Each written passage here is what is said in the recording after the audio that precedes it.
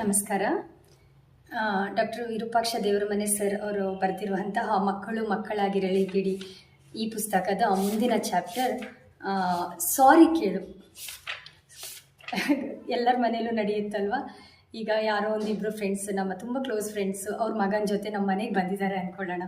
ಮನೆಗೆ ಬಂದಾಗ ಸಾಮಾನ್ಯವಾಗಿ ಮಕ್ಕಳಿಗೆ ಏನು ಅಟ್ರಾಕ್ಟ್ ಆಗುತ್ತೆ, ನಮ್ಮ ಮನೆ ಮಕ್ಕಳಿಗೆ ಅಂತ ನಾವು ತಗೊಂಡಿರೋಂಥ ಯಾವುದಾದ್ರೂ ಟಾಯ್ಸ್ ಇರ್ಬೋದು. ಬಾಯ್ಸ್ ಆದರೆ ಕಾರು, ಆ ಥರದ್ದು ಟಾಯ್ಸ್.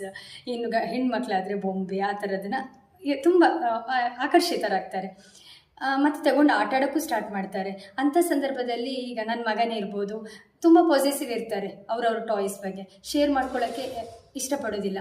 ಹಾಗಾಗಿ ತಕ್ಷಣ ಒಂದು ಪ್ರತಿಕ್ರಿಯಿಸ್ತಾರೆ, ಅಮ್ಮ ನನ್ನ ಟಾಯ್ ತಗೊಂಡಿದ್ದಾನೆ ಅಂತ. ಸೊ ನಾವು ಅವಾಗ ಕನ್ವಿನ್ಸ್ ಮಾಡಲಿಕ್ಕೆ ಟ್ರೈ ಮಾಡ್ತೇವೆ, ಇಲ್ಲ ಮಕ್ಕಳ ಎಲ್ಲರೂ ಜೊತೆಗೆ ಆಟ ಆಡಿ, ನೀವು ಪರವಾಗಿಲ್ಲ ಆಟ ಆಡಲಿ ಅಲ್ಲ, ನೀವೆಲ್ಲ ಜೊತೆಗೆ ಆಟ ಆಡಿ ಅಂತ ಕನ್ವಿನ್ಸ್ ಮಾಡ್ತೀವಿ. ಮಾಡಿದಾಗ ಇಲ್ಲ ಹಾಳಾಗುತ್ತೆ ಅದು ಇದು ಸಬೂಬು ಹೇಳ್ತಾರೆ ಮಕ್ಕಳು, ಮತ್ತು ಓಕೆ ಅಂತ ಕನ್ವಿನ್ಸ್ ಆಗಿ ಆಟ ಆಡಲಿಕ್ಕೆ ಹೋಗ್ತಾರೆ. ಅಲ್ಲಿ ಆಟ ಆಡುವಾಗ ಏನೋ ಒಂದು ನಡೀತದೆ. ಆಗ ಮತ್ತೆ ಅವರ ಮಗು ಓಡಿ ಬರ್ತಾನೆ, ಹತ್ಕೊಂಡು ಓಡಿ ಬರ್ತಾನೆ, ಅಪ್ಪ ಅವ ನನಗೆ ಹೊಡೆದ ತಳ್ಳಿದ, ಈ ಥರದ ಕಂಪ್ಲೇಂಟ್ ಹೇಳಿ ಓಡಿ ಬರ್ತಾರೆ.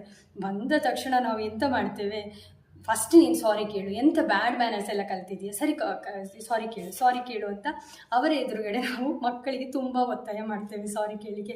ಇದು ಸಾಮಾನ್ಯವಾಗಿ ಎಲ್ಲರ ಮನೆಯಲ್ಲೂ ನಡೆಯುತ್ತೆ. ಅದಕ್ಕೆ ಇಲ್ಲಿ ಸರ್ ಹೇಳ್ತಿದ್ದಾರೆ, ನಾವು ಮಕ್ಕಳನ್ನು ಸಾರಿ ಕೇಳಿ ಎಂದು ಹೇಳಲು ಏಕೆ ಒತ್ತಾಯಿಸುತ್ತೇವೆ, ಅವರು ಕ್ಷಮೆ ಕೇಳುವುದು ನಮಗೆ ಯಾಕೆ ಮುಖ್ಯ?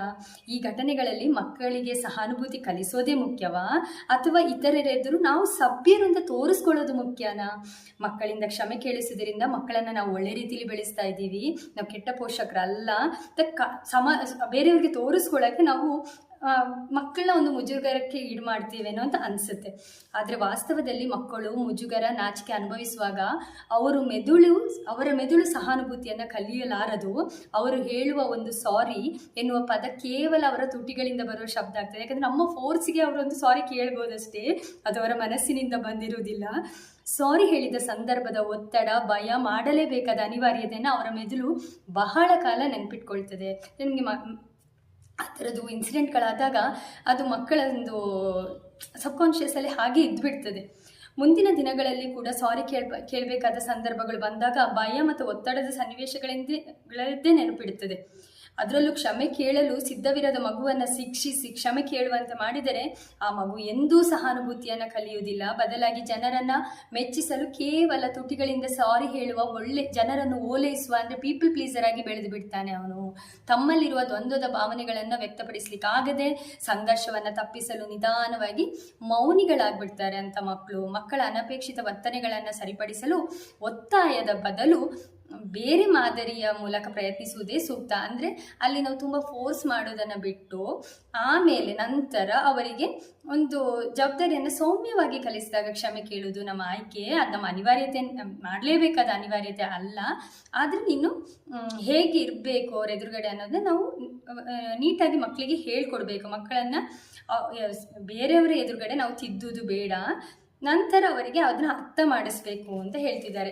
ಇಲ್ಲಿ ಕೆಳಗಡೆ ಒಂದು ಕೋಟ್ ಬರೆದಿದ್ದಾರೆ ಸರ್, ನಿಮ್ಮ ಮಕ್ಕಳ ಕೆಟ್ಟ, ರಚ್ಚೆ ಹಿಡಿದ, ಕೋಪದ, ಸ್ವಾರ್ಥದ, ನಿರಾಶೆಯ, ಅನಾನುಕೂಲದ ಕ್ಷಣಗಳಲ್ಲಿ ಪ್ರೀತಿಯಿಂದ ಪ್ರತಿಕ್ರಿಯಿಸಿ, ಏಕೆಂದರೆ ಅವರು ಪ್ರೀತಿಸಲ್ಪಡುವ ಭಾವನೆಯನ್ನು ಅಪೇಕ್ಷಿಸುವುದು ಅವರ ಪ್ರೀತಿ ಸಿಗದ ಕ್ಷಣಗಳಲ್ಲಿ ಅಂತ ಹೇಳ್ತಿದ್ದಾರೆ.